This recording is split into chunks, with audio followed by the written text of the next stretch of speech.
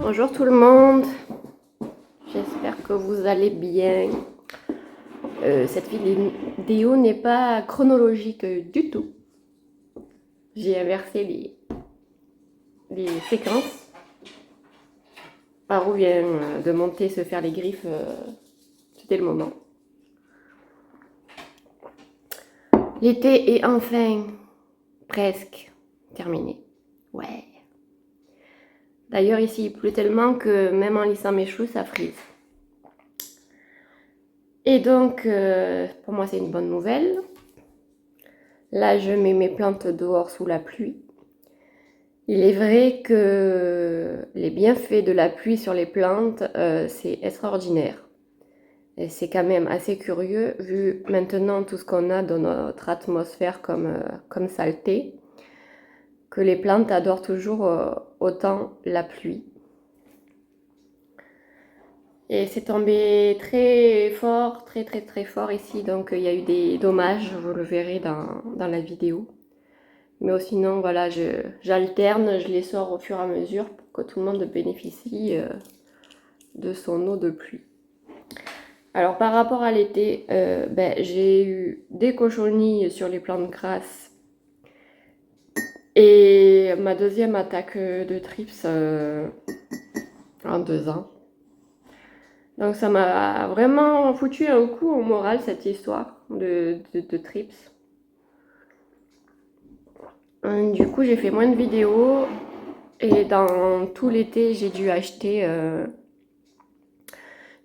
qu'un seul cactus parce que vraiment il était pas cher et il était beau. Vous l'avez vu dans une précédente vidéo, je vais vous le remontrer. Voilà, c'était celui-là à 99 centimes. Énorme quoi, 99 centimes. Quand on tombe sur des affaires comme ça, même si on n'a pas envie d'acheter de plantes, on est obligé forcément. Après, mes plantes vertes, elles ont poussé forcément avec la belle saison. Là, j'ai les philodendrons qui sont en train de me refaire une feuille chacun, même s'ils ont été mangés par les pets. C'est ça faut que j'y arrive.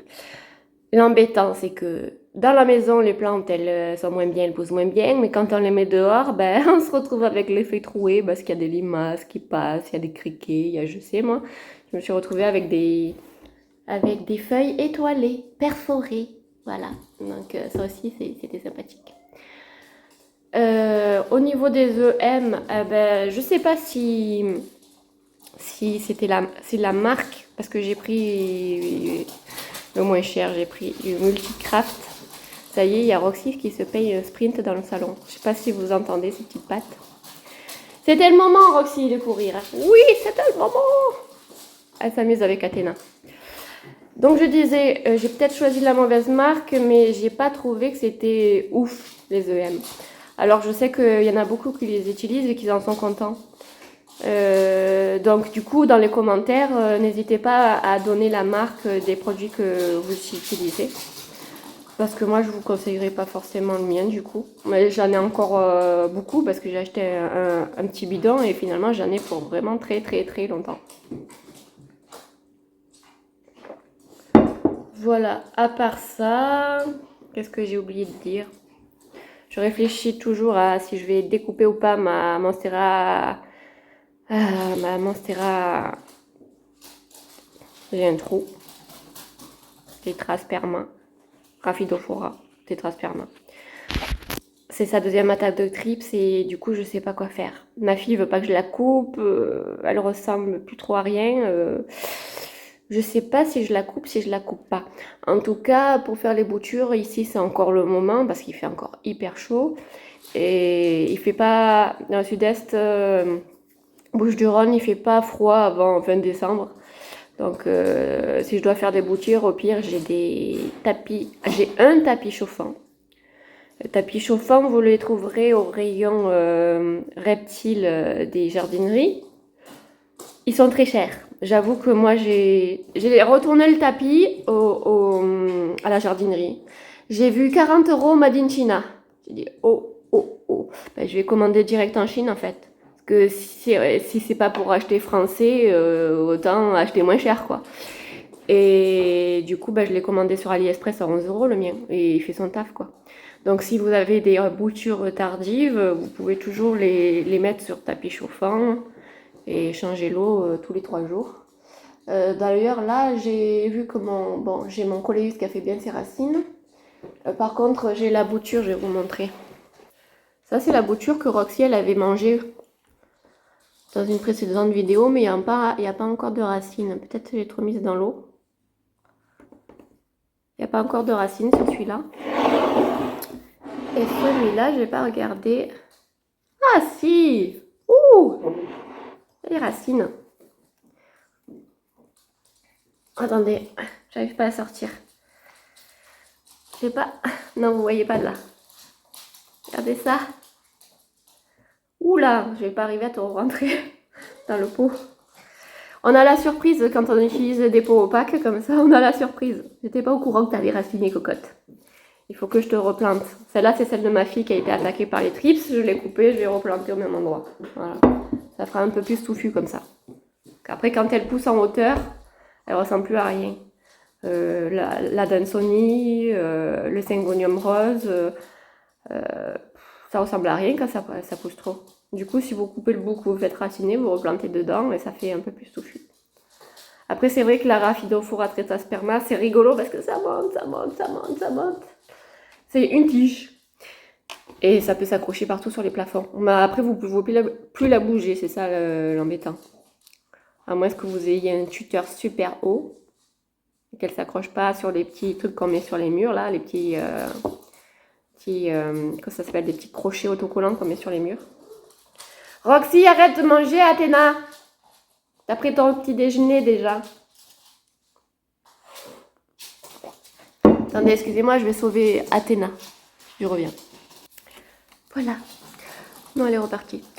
Je suis à 2 doigts de mettre des citrouilles de partout, tellement que je me languis l'automne, là. J'ai déjà enlevé les décorations d'été dans ma jardinière. Je me tâte encore. Je dis, il faut que je tienne le plus possible, parce que les citrouilles, encore, ça va, mais si je mets des citrouilles d'Halloween, ça va pas le faire. Voilà. Voilà tout ce que j'ai à dire pour l'instant. Les plantes, ça va. Et les cochenilles, d'habitude, j'en ai que sur le mimosa et elles sont énormes. Parce qu'il y a plusieurs sortes de cochenilles. Elles sont énormes, celles qu'il y a sur mon mimosa. Et en plus, il est de plus en plus grand, donc du coup, c'est de plus en plus difficile de les enlever. Parce que je les enlève à la pince à épiler. De temps en temps, je balance un peu de spray au vinaigre liquide vaisselle ou savon noir plutôt. Et un peu d'huile végétale. Il faut le faire toutes les 30 minutes. Enfin, une fois, attendre 30 minutes et recommencer. Et là, sur mes plantes grasses, j'en ai les farineuses, là, celles qui font blanc partout. Donc, c'est vraiment pénible parce que dès qu'on s'intéresse à quelque chose, il y a toujours un truc qui vient nous embêter. Voilà. Il y a toujours un truc genre, ah, je vais faire la collection de plantes. Quand on est débutant, là. Mais en fait, on ne connaît pas les trips quand on est débutant. Et la première invasion de trips, on est... Ah mince, mais j'étais pas au courant que j'allais acheter des plantes à 10, 20, 30 euros, voire plus. Et qu'elles allaient se faire bouffer par des bébêtes que je ne connaissais même pas. Voilà. Donc moi, j'ai plus de produits, pour les trips. Et j'avais acheté le moins cher, le Solabiol, mais je crois que je vais viser plus haut la prochaine fois. Je me rappelle plus comment il s'appelle. Celui au-dessus là. En gros qui tue tout, quoi.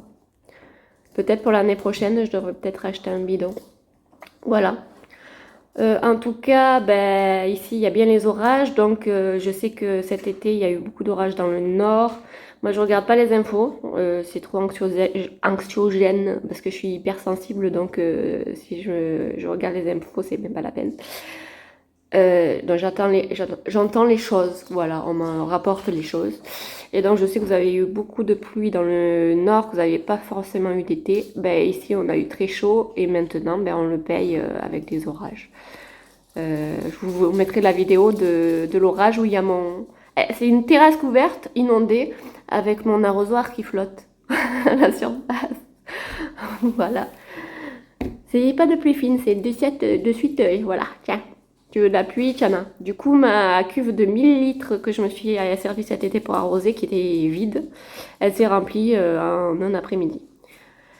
Je vous laisse regarder cette petite vidéo, tranquillou bilou, et je vous dis à bientôt, si vous savez qui le veut. Ciao, ciao. Mon ficus ginseng, je l'ai mis dehors, il a passé tout l'été dehors, et c'est une dinguerie. Il ressemblait vraiment à rien cet hiver, vraiment à l'intérieur il se fait pas. Et dès qu'il est à l'extérieur, ben voilà, il est magnifique. C'est vraiment fou parce que il était vraiment pas beau et là ben il fait que des nouvelles feuilles. Donc s'il pouvait rester comme ça cet hiver, ça serait trop bien. Mais si vous avez des ficus, n'hésitez pas à les sortir, vraiment c'est des plantes qui adorent être à l'extérieur. Là, ça cogne sous la terrasse parce que j'ai du PVC au-dessus de ma tête. C'est vraiment chaud chaud. Et pourtant, ben, il est vraiment magnifique. Je ne sais pas si vous vous souvenez les anciens de mon philodendron silver. Mais en fait, il avait été bouffé par les trips et je l'avais coupé en 3 parties. Il était vraiment ridicule. Et regardez du coup. Voilà, il est au même endroit que le ficus ginseng. Et il a beaucoup aimé la chaleur. J'ai dû beaucoup l'arroser et l'humidité. Il est redevenu joli, magnifique. Regardez les kalanchoés que je plantais la dernière fois. Elles ont l'air d'aller super bien. Il n'y en a pas une qui s'est ramollie ou qui n'a pas pris. C'est parfait. J'aime bien regarder le dessous. C'est le dessous le plus intéressant. Avec les petits dessins, noirs dessous les feuilles.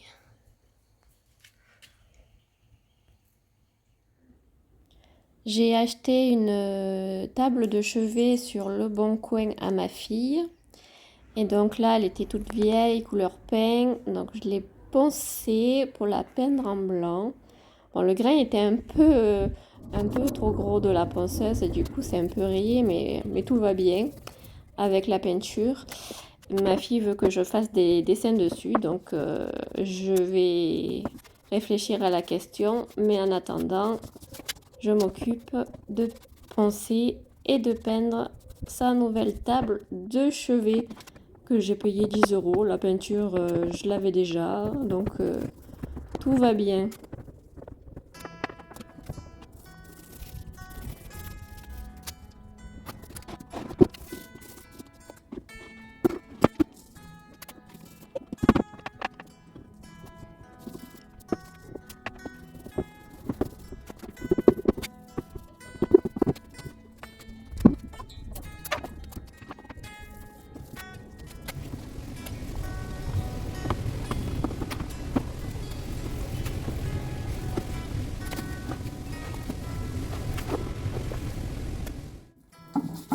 Par contre, ça bouge.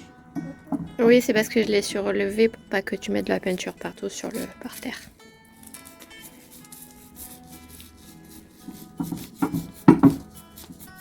Voilà ce que ça donne. Pour l'instant, j'ai pas encore fait les dessins. Et j'avais acheté à ma fille une maison de poupée pour son anniversaire il y a quelques années. Et j'aimais pas parce que c'était tout rose fuchsia, rose bonbon et noir. Et du coup, j'ai commencé, enfin j'ai bien avancé là, à la retaper. J'ai tout... Là, c'est du parquet que j'ai fait en lame de glace. J'ai galéré pour faire ça. Du coup, c'était tellement long qu'après, j'ai acheté de l'autocollant pour faire le bois. Et même tricoté des petites couvertures. J'ai repeint les meubles en beige. J'ai mis de la tapisserie au fond. Tout ce qui était rose, j'ai repeint. Voilà. Donc les meubles, ils sont plus rose bonbon, ils sont beige. J'ai fait la toiture. Et il me reste plus que les finitions à faire, voilà. Ça fait moins mal aux yeux, je trouve. Puis je trouve ça trop mignon, les petites maisons de poupées. Elles se régalent avec.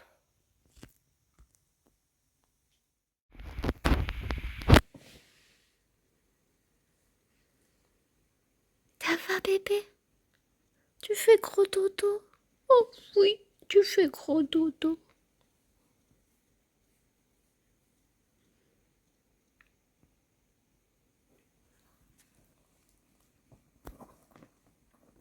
Oh, c'est dur la vie de Chihuahua. C'est dur.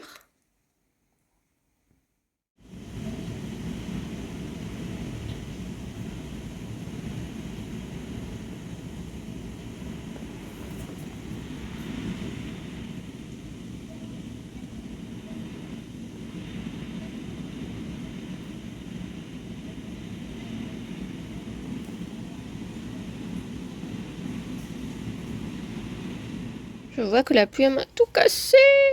Oh non. Oh, il est massacré. Mon morito.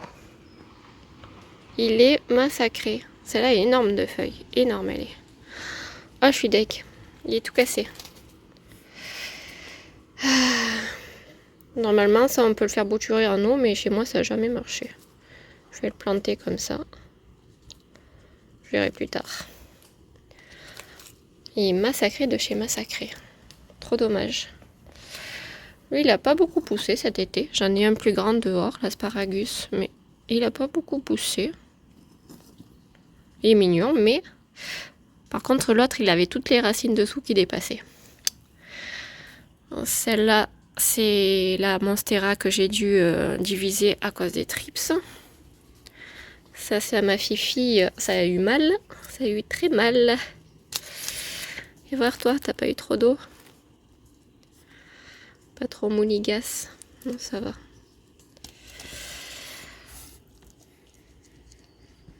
Mirabilis, Aworsia mirabilis. Notez-le sur des petites pierres, c'est sympathique. Avec de l'indélébile par contre. Lui, ça va, il n'a pas été cassé. On va l'avancer un peu parce qu'il s'annonce encore des orages. Lui, il m'a fait plein de petites feuilles. Je vais voir du coup quand c'est qu'il fleurit. Si c'est un cactus de Noël, ben, il fleurira en décembre. Si c'est un cactus de Pâques, en avril. Là. Mais en tout cas, il est bien touffu. Ça y a fait du bien la pluie. Et là, c'est de citronniers. Aussi, ils ont eu mal. Je les ai mis là pour les mettre là, mais j'en ai d'autres plus beaux. Mais c'est vraiment dommage, mon piléa là.